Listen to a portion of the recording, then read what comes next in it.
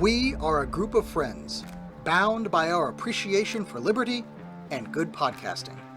Free-minded thinkers from all walks of life, our values come together with one accord to discuss the common culture and news of the day, along with whatever random crap is going on in our lives.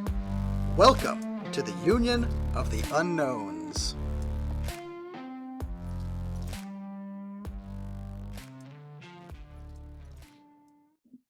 During the last 3 months of traveling, I've gained the impression that Mr. Roosevelt's popularity is on the wane, but that it is not slipping fast enough to of itself destroy his chances for re-election in 1936.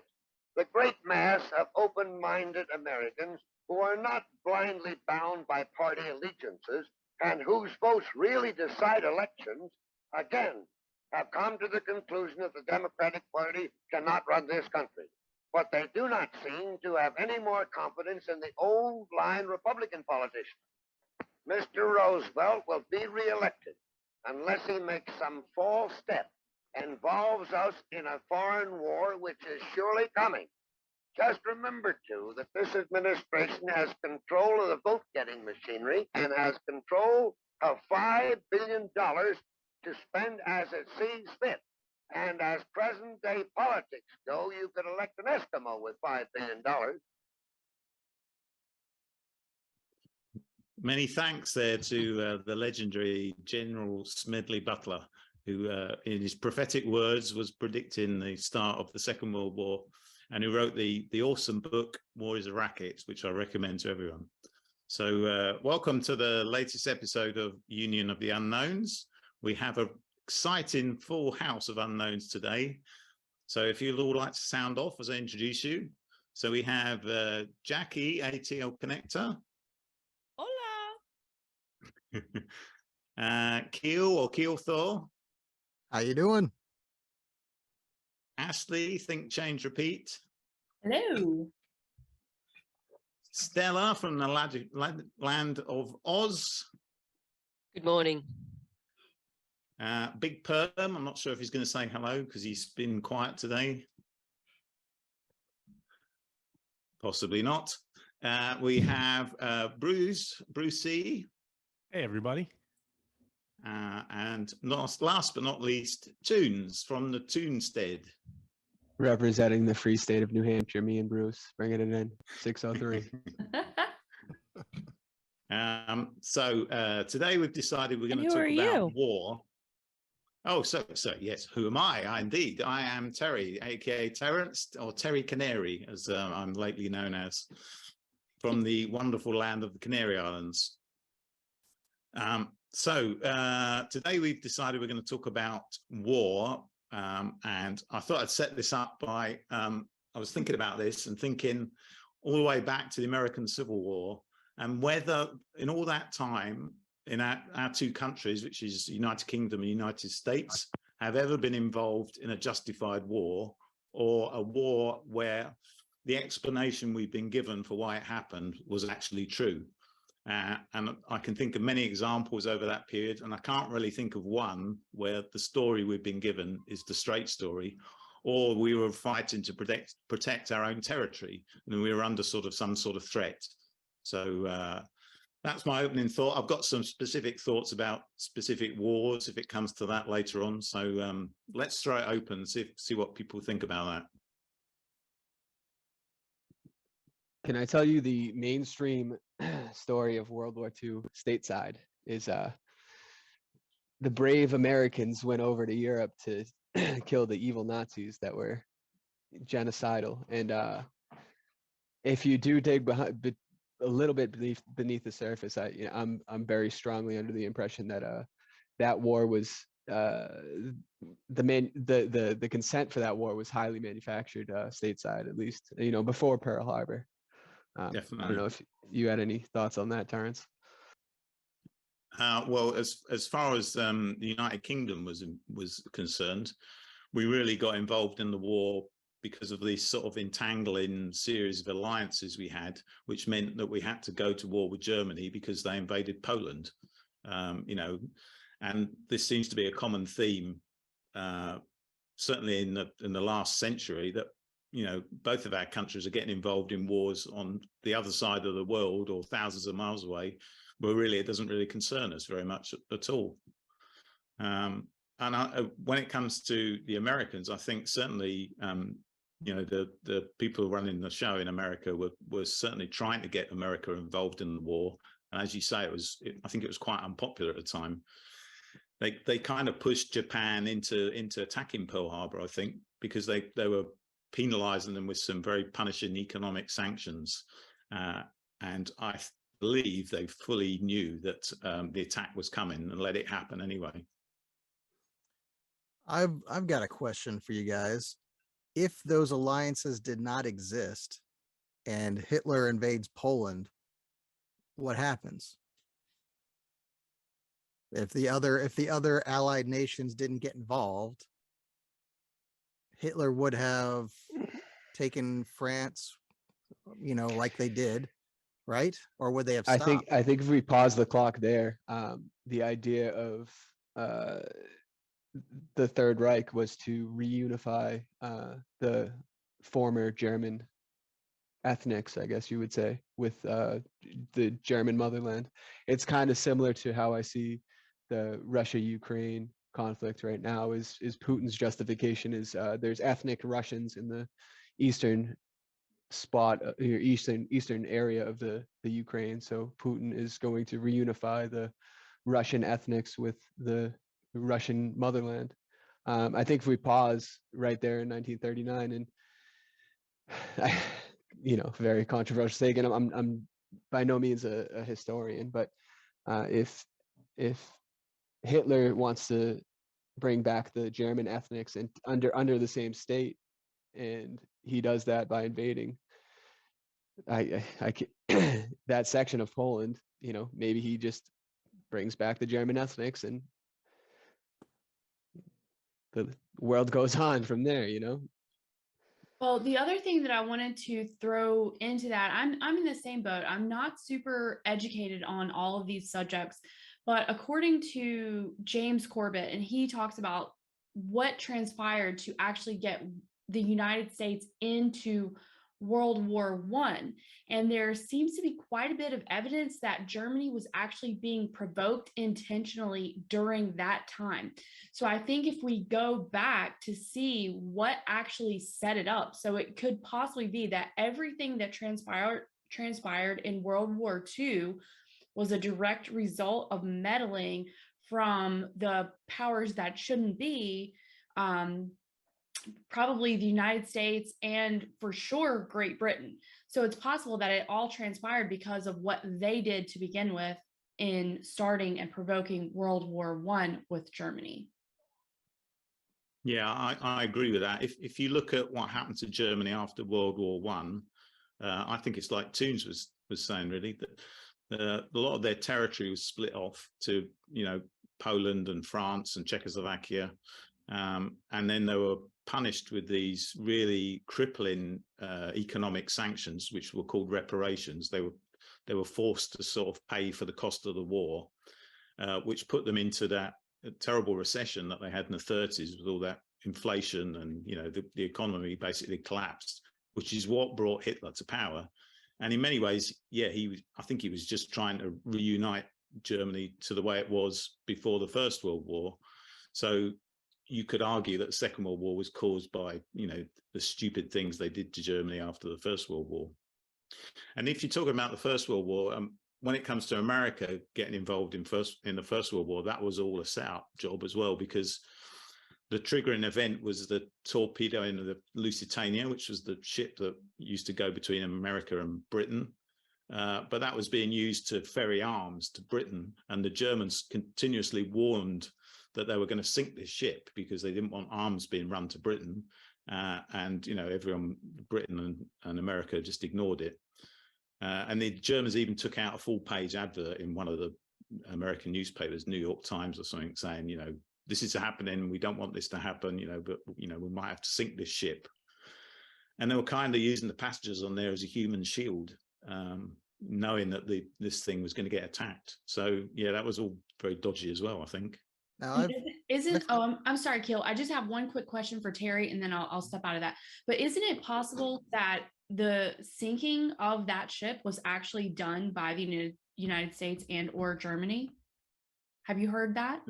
It's possible, I suppose. I think the Germans were quite happy to say that they did it, but again, they were being very provoked. Yeah, I heard that the German propaganda machine was posting ads like that in newspapers all the time just to generate terror in America. They'd say we're gonna sink this ship on this day, whether they intended to do that or not. And I think the Lusitania was one of those that they were posting about, and hey, they just happened to do it. So I don't have a lot of faith in the idea that, oh, we kind of knew it was going to happen anyway. Why did we let it? Why did we let them sink it? Well, I mean, it was one of many that they were talking about. So now, and also, of course, the official line is that there weren't munitions being ferried across on that ship, but I know we were supporting the British efforts, and it makes sense that kind of stuff would be happening. So yeah, I don't. Woodrow Wilson, the president at the time, was very keen to get America involved in that war. Yeah, he was a nice guy. It's it's a good bet that they were feeding that information to the Germans in one way or another to let them know, hey, this one's going to be having a bunch of bombs on it. Very likely. Might make for a good target. But that's all speculation, really. Let's not forget that war is excellent business. Oh, yeah. Yeah. The rich want to get richer. They always do. Yep. And, back in the day when Rockefeller and, or was it Carnegie, I think was big in the steel industry. Yeah. Nice way to kick off a big business, isn't it? Lots of munitions, etc. Wouldn't be surprised at all if it was just a business venture. Along the lines of that too, I kind of think it's a great way to whether you kill or just rip away the strongest and youngest and the bravest of your community. Like if you want to have a iron fist on society, who better to take out than the 18 to 28-year-old strong young men that are gonna be brave and stand up to tyranny, I guess. So not only is it good business, but it's also good to call the herd, I guess. Call the brave ones, call the alphas. Totally, and that's the way they work, isn't it? There's always multiple angles to everything they do. It's never just achieving one goal. There's always many facets. And it's a tale as old as time, right? I mean, it's so old. They just recycle the same shit all the time. The false flags, the weeding out of the strong, the same bullshit that they tell people over and over and over from the very beginning all the way till now, and it's still working. It's exhausting, Yeah. So I think a lot of people in this group can obviously see through like the lies about Russia. And no, I'm not saying that Putin is some kind of a saint, but we all know that there's a ton of like fuckery happening current day with what's happening with the conflict in Ukraine and the purposes that it's serving. It's just exhausting. Absolutely. Yeah. Every day I see headlines that say, oh, Putin is surrounded, has 3 days left into his army. He can't keep it up. And then, weeks later, it's still going. It's the propaganda is insane. Weren't they running out of ammunition like a month ago? Yeah. 6 Everything. weeks ago? It's ridiculous. I keep telling all of my family and friends whenever the topic comes up, I just say, you know what? Don't buy any of that. Don't buy any. It's all bullshit. Sure, I guess Russia invaded Ukraine. That's about as much information as we guys know over here. That's it. All the other stuff you read, you can't put any weight on it at all. It's also a testament to how short the public memory is. they also make it sound like Russia is just trying to, their goal is to just come in and take over the country and wipe everybody out. And that's clearly not what's happening. They're trying something else, but the media will tell you that it's, oh, they're just trying to take over the country. If that's what they were trying to do, it would have been done in 2-3 days. Mm-hmm. Yeah. And another point that I've seen as far as that conflict goes is like, would you look at the amount of footage that we have to this day, assuming that it's real, from World War II, and the footage that you're getting out of the front lines of what's happening between Russia and Ukraine? I mean, what, with Ben Stiller? Yes. And the Grammys? Bono. Yes, exactly. All of this stuff. And Pen. Zelenko and his wife and their Vogue or their Vanity Fair cover shoot, whatever. But really, you're not getting, the front lines sort of imagery that we got from many other wars, like, from the Gulf War, but even World War II.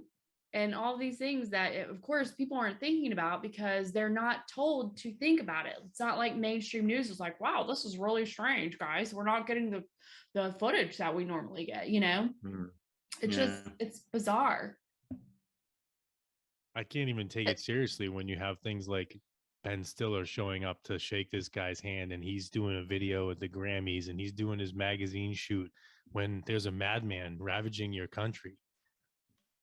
It almost and Angelina seems... Jolie, and all those people just walking down the street. Yeah. Nobody's looking too worried. I'm going to help out. It's a humanitarian crisis, guys. Yeah, there was a quote recently. Did anybody hear? I don't know when it was or who it was, but somebody said that the military themselves, came out and said themselves, the world is a stage. Did anybody hear that recently? The Ukrainian military is I don't know. That's why I'm just bouncing it off you guys to see if anyone heard that. It's the snippet that I heard. I heard that too, and I forget what podcast I was listening to, but I sure heard that. Thank you. I bet Justin could help us out if he was here. The thing about it is very difficult to work out what's going on with wars in particular, because you often get this fog of war, and that's very much the case in Ukraine, because you hear such different tales from both sides. It's hard to know what the hell's going on down there, because nobody knows that. Most of us don't know anyone who lives anywhere near there, and the Putin is Hitler thing. This trope gets rolled out over and over again as well, doesn't it? Saddam Hussein and Assad. They're all Hitler, and they all want to take over their part of the world. And really, the truth is a bit more nuanced than that, I think, in reality. Agreed. Hitler was rather contrived, wasn't he? He was certainly funded by Western bankers. I mean, there's not much doubt about that. Oh, absolutely. Henry Ford was one of them, wasn't he? He had a lot of input to that. I believe they were buddies. I believe that the American and British Air Force had an agreement with Henry Ford that none of the Ford factories were going to get bombed in Germany. So they miraculously managed to avoid a lot of damage. Ford made tanks for the Nazis, if I remember correctly. A good old American company made tanks for the big bad Nazis. I did have a question too. This is something that I have been meaning to ask somebody, probably Terry. But so in our discussions about the monarchy and that kind of thing, right? So we know that Prince Philip, that the royal family was German, and they changed their name to sort of disguise that fact, and that Prince Philip has Nazi associations, and then his sisters actually married Nazis. So this is what I don't understand. And and by the way, I would like to say my 2 cents, the Nazis didn't, the higher up guys were not defeated at all. They moved to, Argentina or whatever. And then the United States, in America and Britain, Paperclip, hired the scientists. NASA? Yes, never a straight answer. But the other, so that point, but the other question is, why would people of German heritage allow that to happen to their own country. The destruction that happened, the punishment that happened to Germany and the German people. I never understood that. And I know that the predator class doesn't care about the average person and that any sacrifice is fine with them, but it just didn't make sense to me. Like, why start and make sure that Germany had to pay? You know, it just doesn't add up. Well, they take turns to pay. Who has to pay? Somebody's always got to pay. Yeah. Actually, you talking about after the First World War or the war in general? Yeah, I would say that it seems like they kind of got their eyes set on Germany, or like, at least according to Corbett, right? That Great Britain was concerned about the alliance that Germany might have with Russia, and then became determined to prevent that alliance from happening. And so I just, was wondering, like, why was it so bad if Germany did their own thing, to begin with? And then it seemed after that, like, once Germany was in their sights, that was it.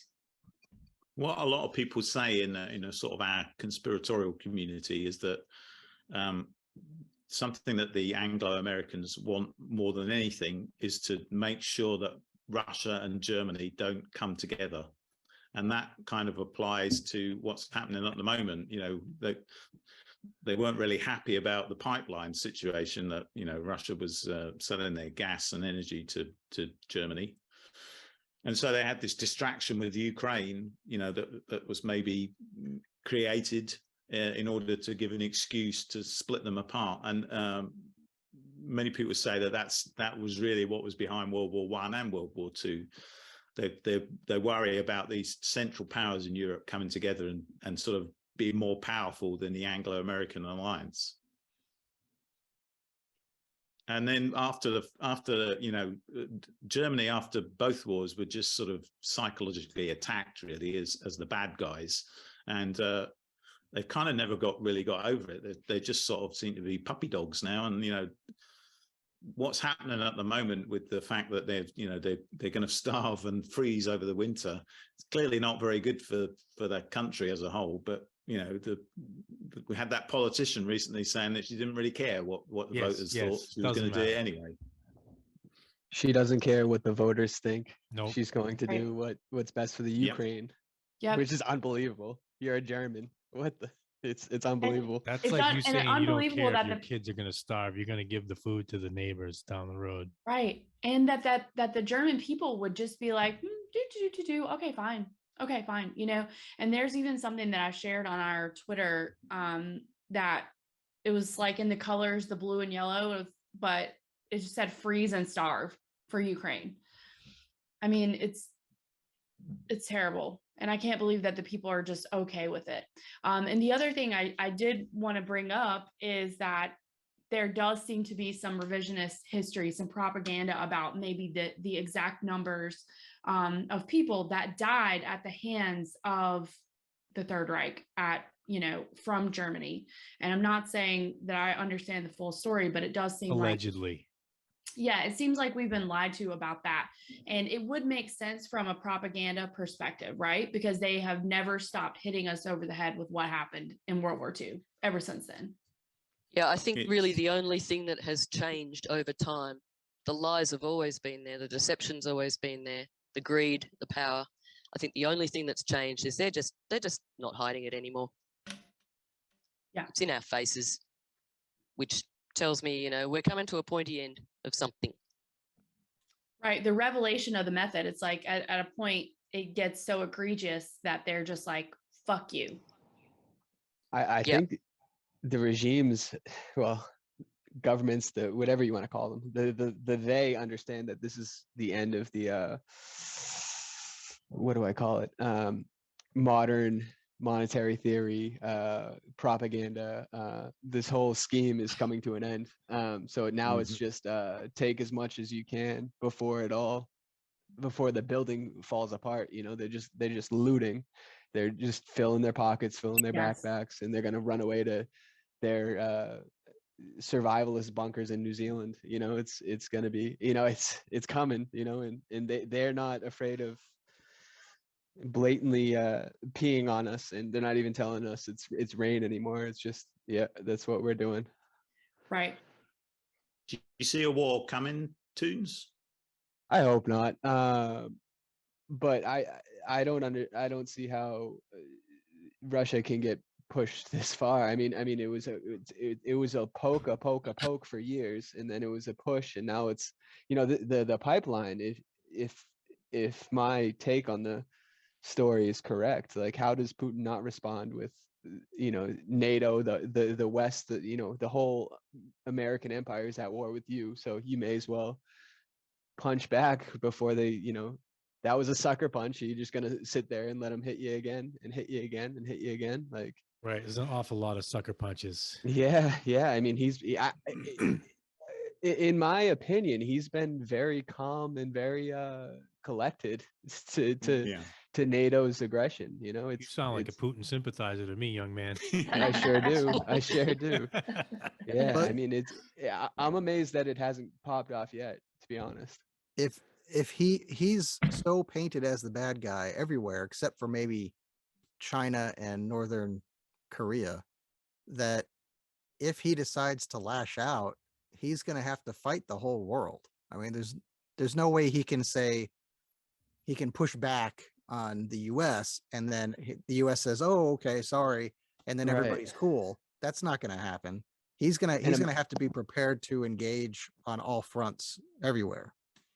Right, that's the Machiavellian sense that, like, So- he understands that the whole world is under this American propaganda spell. So, I mean, who are his allies? so- Like you said, China.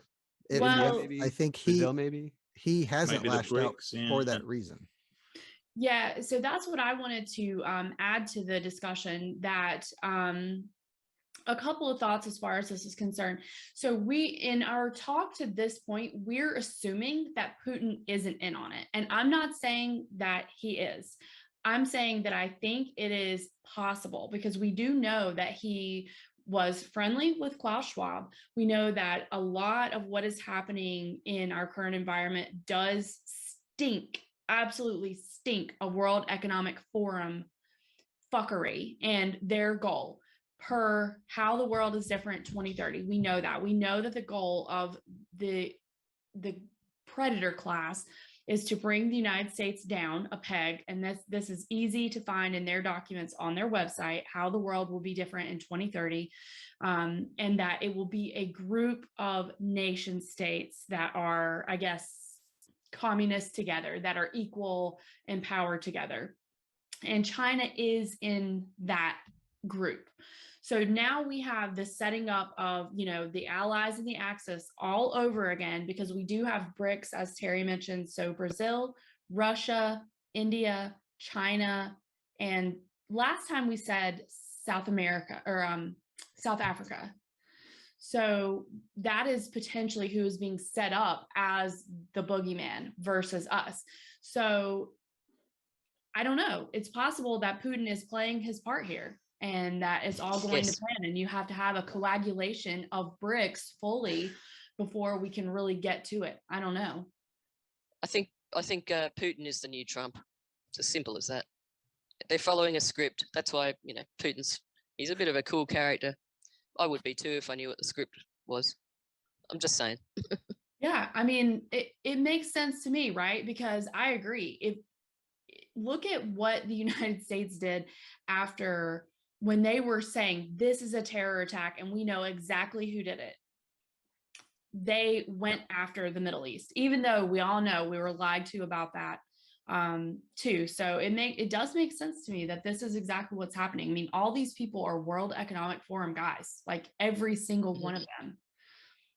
Yep, same goal. They know that being in competition is not going to get them where they want, so they've joined. They're all allied. We're the enemy. Right. And that makes in my sense opinion. to me. And I would like to think that there was an independent thinker out there, that Russia, that Putin is not on the same page as these people, that he actually is fighting the good fight. And, of course it's possible that I'm wrong. What do I know? But it just makes sense to me, knowing what we know, that maybe they're all in on it together. He Gotta could learn be, from yeah. history. But if Putin's not in on it, then the West is playing an extremely dangerous game, because they're selling now long-range weapons to Ukraine, which, you know, are potentially being fired into Russian cities in the heartland. Hello. A child has arrived for our listeners. Yeah, it's a remarkably dangerous game if Putin's not in on it. I mean, who's you know, he really is being pushed to the limit. And as was it Toons or Bruce was saying, you know, he's been quite restrained so far in many ways. That was Keel. Sorry, Keel. Well, Toon said it as worrying. Well. Yeah. Can I want to get take advantage of the fact that most of my friends here are Americans. One of the things I wanted to talk about was the American Civil War, because as an outsider, it seems fairly clear to me that it wasn't really about slavery initially. I don't think Lincoln started talking about it until you know, partway through the war. But it was just some states wanted to secede from the Union, which to me they should have been allowed to do, which, you know, it was kind of in line with what the founding fathers thought, that if you were exposed to tyranny, or, you know, in this case, they were had tariffs imposed on them, didn't they, which was very damaging to the Southern economy, you should be allowed to leave. But that's not the way that Lincoln and his pals saw it. So I don't know. Anyone wants to say something about that? yeah. I don't know if, you know, people say the secession was legal, yada, yada, yada. I don't know if that's true under the Constitution. It was probably true under the Articles of Confederation, but I don't know if you could make that same statement about the tenets of the Constitution and how the states were supposed to be creating a more perfect union. You know, I don't know.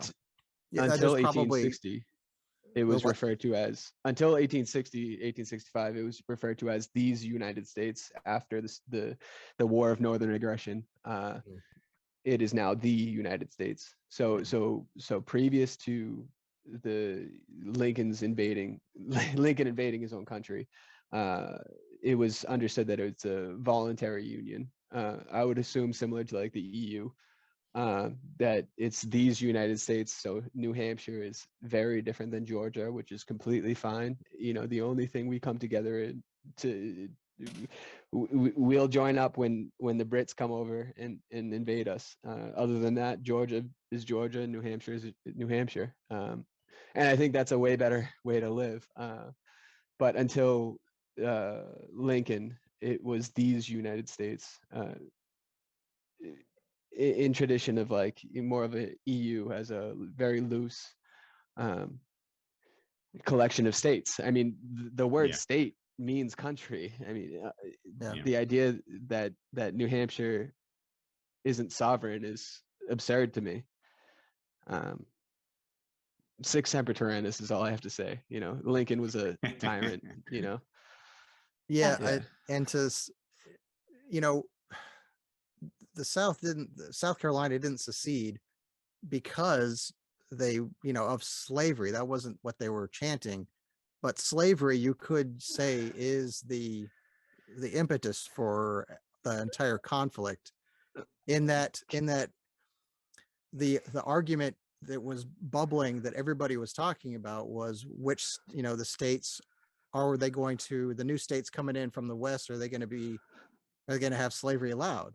And the concept of slavery was on the way out, you know, amongst the people.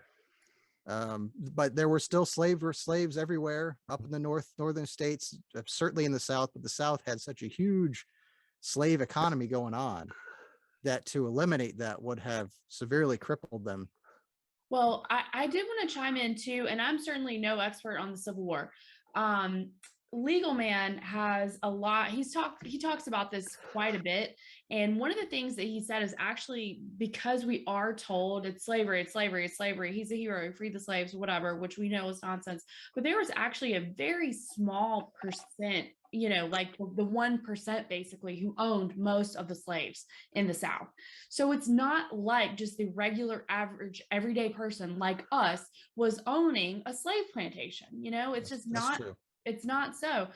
And so I want to throw that out there, that there, I think, are certainly, other factors regarding that. And then the other thing that I wanted to bring up as far as the Civil War goes, I forgot my point. Can I hop in on that real Sorry. quick? Yes, Yes. please. Academic Agent, he's a YouTuber, made a YouTube video on the idea of slavery, and I'm pretty convinced that Hollywood has painted the idea of slavery into a, I know it's a tough take, but the idea of Black slavery, Southern slavery, is completely Hollywood. It's kind of absurd.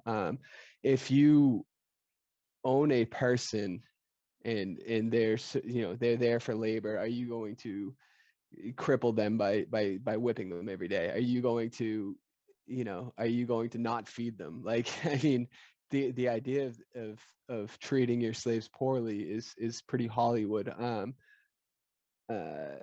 The conditions in the North were probably worse. If I were to get in a time machine, I think I'd prefer a slave's life over a poor urban kid in New York, or a woman that had to work in the Lowell textile mills. I mean, the slaves they built their houses, they ate better than the North.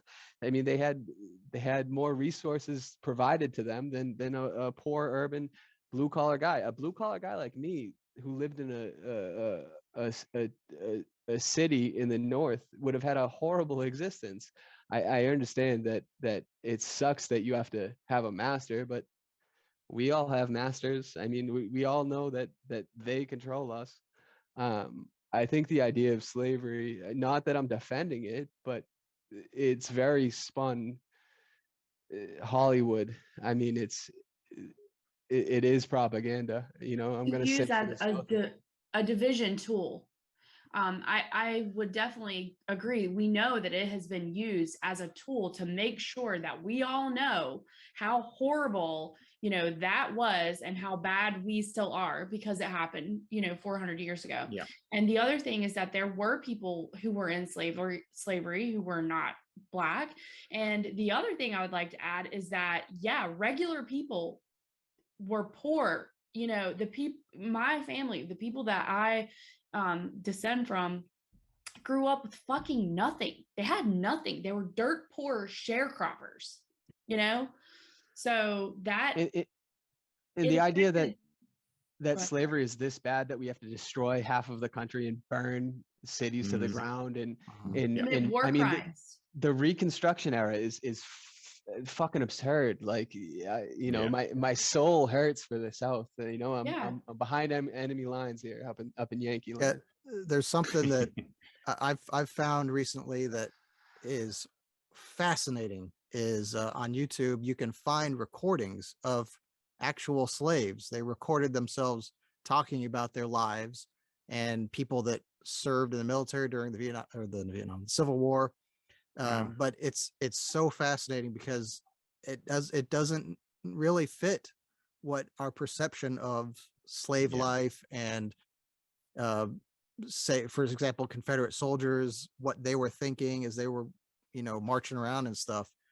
And you go out there. I encourage everybody that's interested to go out there and find it, because it's not difficult to find, but they have actual recordings of people who lived during that time, just talking about what it was like and what their perceptions of what was happening.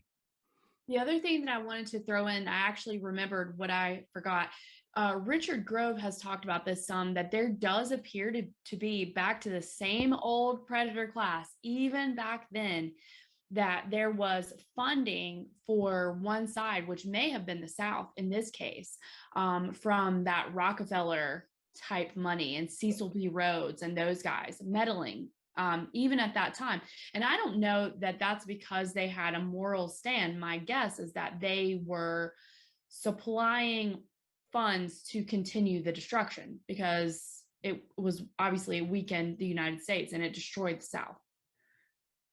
Yeah, I was going to pick up on something Keel was saying, because my wife and I used to watch a lot of Who Do You Think You Are, which is sort of where people trace their ancestors back.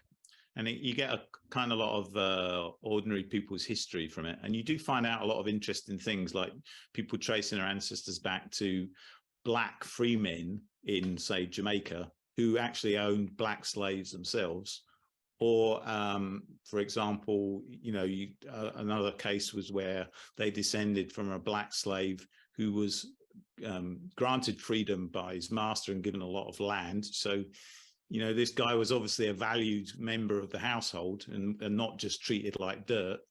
And a very interesting one was a British black actor who found out he had mixed ancestry.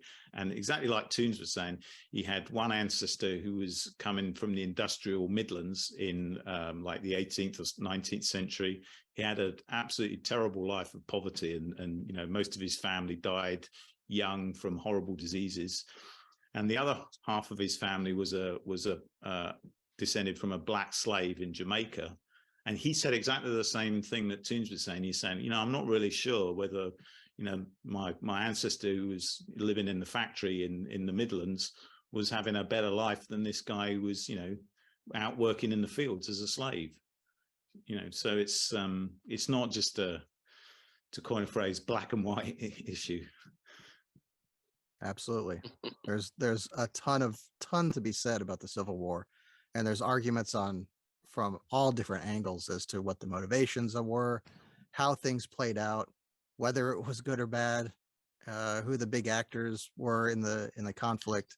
It's a fascinating subject. I love talking about it, and being an American, it tugs on my heartstrings when I think about all the different things that went on and how many people died. I heard a statistic that the number of casualties that occurred at the Battle of, maybe it was Antietam, maybe Antietam, yeah. I've just been reading about it myself. Yeah, were higher than the entire cumulative number of casualties in every American conflict leading up to that point. It was one battle that was worse. And still, the Civil War itself holds the record for the number of American deaths overall. I've been reading this book. I don't know if you can see that, and you probably can't see that. Crimes and Cover-Ups in American Politics by Donald Jeffries, which is a sort of revisionist history take of American history. It's very, very interesting. And I've just been reading a bit about the Civil War, and it said that very thing, that it was a total bloodbath. And was it Ashley was saying lots of people were owning slaves? Amongst the notable slave owners of the time were quite a few of the Northern generals, like Grant and Sherman, I believe. So, it definitely wasn't the case that all the Northern guys, were for freeing slaves. I don't think Lincoln was very keen on the idea at all. In fact, Lincoln wanted to send him to a lot Africa. of these things exactly. A lot of things he said would be regarded as very racist now. He told him to go back to Africa. He did, yeah. He did. Yeah. Son of a bitch. He wanted to send them back to Africa. He said something like, when he was meeting some black guy, a free guy, who he said, I don't believe our races can live together and be better if you all went back to Africa, basically. Was that Frederick Douglass by chance? Could have been. I can't remember. The other, I did want to bring up this topic and see if anybody had information or a take on this. So we all probably saw that it was fantastic because Don Lemon got absolutely roasted this past week. There was some speaker on his show, and I felt like it was a paradigm shift for me, because I'm constantly trying to evaluate what are my previously held beliefs that were given to me by just normal society, and see when I find something that challenges that. So that was one of the things that did challenge, because I had not really dug into how were slaves given here? How did they really get here? What I know is what I was shown when I had to watch Roots in school, which was that white people went and they stole them from Africa. That was what I thought. So then this gal gets on here, and I'm not defending the British Empire for sure. We know that. But then she's starting to say, yeah, if you want to talk about reparations, then you need to talk about the people who sold them, who rounded them up and sold them from Africa. Yeah. Mm. The fact of the matter is that most civilizations have enslaved other civilizations, at some time or another. If you've got a bigger army, then you tend to take people into slavery. The Romans did it all the time. It's been going on through the centuries. And yes, black people were often enslaving other black people. So And most countries ended slavery without a war. Yep. And All I think countries. slavery would have ended in America without a war as well. Actually, it was just it was good. What had happened was that the North had progressed industrially more than the South at the time, so that they were sort of coming from a position of strength. If they wanted to say, well, you shouldn't have slavery, well, they had the industry so that they didn't need slaves. So I think Tu's was right. You couldn't just abolish slavery in the South. It would have destroyed their economy, which it did really. I think Lincoln was the original Klaus Schwab, wanting a yes. ultimate state. You can't break up with us. We'll burn down your houses. You can't leave. He was the original tyrant. He was pen pals with Karl Marx. You want to talk about Lincoln's a good guy. I mean, he freed the slaves in the rebellious states. He didn't free them in the North. He freed them in the rebellious states. Google it. I mean, he's not a good guy. No. It's pretty absurd. Yep. That's absolutely true. Also, I heard a long time ago, and I'm not going to remember all the details, but it's pretty interesting how Lincoln coerced the attack on Fort Sumter. The way he did it was he sent a fleet of ships southward towards Florida, I think, and covertly allowed the governor of South Carolina to receive information concerning the troop garrison at Fort Sumter, which was a Union garrison. And what he told the governor was publicly, he said, hey, I'm going to be sending some relief shipments, just food and stuff like that, to the garrison. So we're not attacking. And what he allowed the governor to receive covertly was, hey, I'm dispatching warships to Fort Sumter, and tricked him into, when he saw the ships coming in, the governor thought, oh, this must be the war party that's coming in to reinforce the fort. And so they started shelling the fort. And that's how Lincoln tricked him into. So they were the all warning Confederacy shots, attacked though, right? first. I mean, they didn't even hit the ships. No, it was all shots. they just flattened the fort. It's just a pile of rubble now. Right. But that's what started. Now the Union had a reason that they could start attacking Southern targets. Let me ask you, the conclusion of the war between the states has taken us towards the path of big government, big nanny state. Oh yeah. Obviously, it would have gone different if the South were able to peacefully secede, right? I mean, any thoughts on that? I think the South would have eventually. I think there probably would have been a lot of economic hardship, and a lot of the Southern states would either just not have seceded at all, or appealed to come back into the fold.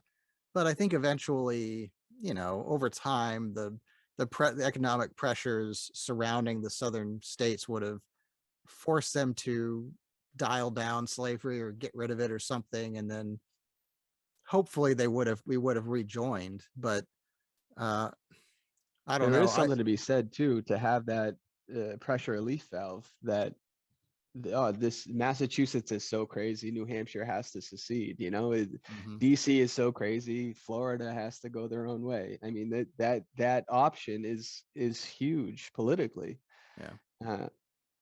It And would have been that's interesting, that's for sure. definitely changed the course of history. I mean, the idea that I mean, COVID is the biggest thing on my mind, but like, let Massachusetts be Massachusetts, and Florida is going to be Florida. The idea that secession is off the table now, it's a huge relief valve. I've got That's a good question to maybe before we wrap up. Is secession off the table because of what happened in the first Civil War? Does that mean that the government's just not going to stand for any state seceding? I bet that if a state seriously tried to do that, there's so much of the federal military entrenched in every state. I think it would be harder to do, because the state would have to take over the military institutions and forts and everything that are already there. I don't know. It would be suicided. Yeah, I don't know. It was something. I don't know how that would work out. I really don't. I can't wrap my head around that. I've got a quote though. I don't know if it kind of worked into what we were talking about just now, as far as how would the Union fared, and if the Confederates were left alone and whatever. This quote it came to me when we talked about the topic for this show, but it's from the movie Starship Troopers, and it always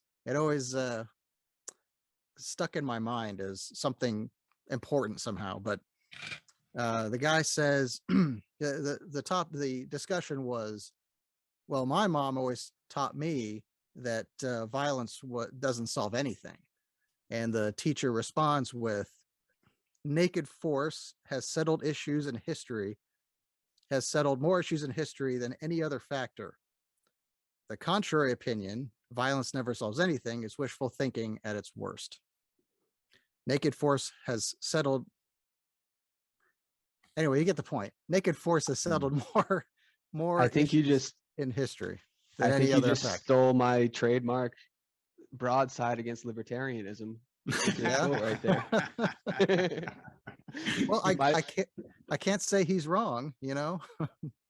My last thought of the war between the states, I have a lot to say about that, but I will leave you all with Virginia ended slavery before many northern states. So to think that it was about slavery, Delaware had slaves after Virginia had slaves. Yeah, definitely. So that was six separate tyrannus. I think Lincoln got what he deserved, and that's all I have to say about that. I think one thing that we have to always remember too, like Ashley is sort of saying that you want to try to learn, by research or what have you, but to quote a cliche, history is written by the victors. I don't think as people we are ever going to have a clear view of anything, because they don't want that. They are experts at muddying waters. If truth looks like it's going to raise its ugly head to them, it's very easy to just throw in a little bit of mud here and there, and nobody really knows what the truth is. But one thing that's always true: follow the money. Yeah, I totally agree with that. Yep, it's so true. And this is one of the things that Legal Man talks about, referencing why we're in such a dangerous time, because like what Stella is saying, if truth starts rising up, if people start rising up and becoming aware, they always co-opt what is happening, and they have all of the resources. I'm not trying to be black-pilled.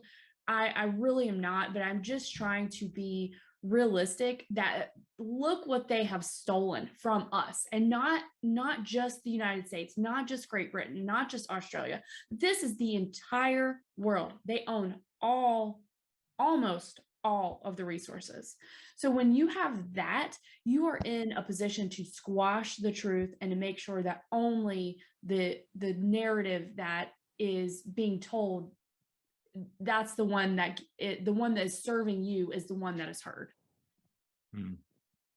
Yeah, and I think all these meetings that they have, like the Davoses and all those other ones, they're kind of like it's sort of like their boat. Every now and then they have to come together and just adjust the rudder according to the current social climate.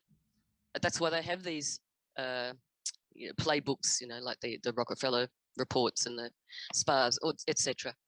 And there's always multiple scenarios, because they know it's going to be either this, or this. It's usually 4, isn't it? So yeah, they just come together and they adjust the rudder a little bit, and off they go again. Yeah. That's what I think, Stella. I don't think they have total control over everything that's happening. I think they sort of watch what's happening a bit and then try and nudge it in certain directions. I think it's more like a sort of giant pinball machine for them, rather than something where they've got total control, like a chessboard or something. That is a perfect analogy, and I have used that very analogy myself many times in conversation. It is a pinball game. Yeah. Yeah, it's important for all of the kids listening that whatever you do, don't believe the propaganda.